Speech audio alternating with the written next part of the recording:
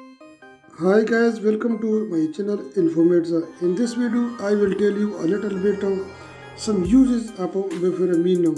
So first of all, it is non-steroid anti-inflammatory drugs, which means that there is no steroid in it, but it helps to reduce the inflammation.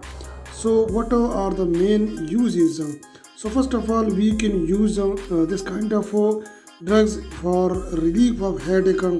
It can also be used for arthritis, for backache, and reduce the fever.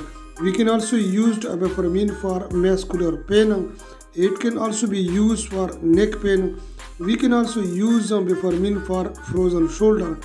It can also be used for traumatic inflammation, toothache, migraines. So this was a little bit about the uses and benefits of Bufferin 400 milligram tablets. Hope you people have like this videos. For more informative videos, please subscribe to my YouTube channel Information, because as you people know that I'm bringing a lot of informative video in my YouTube channel. So thank you and take care.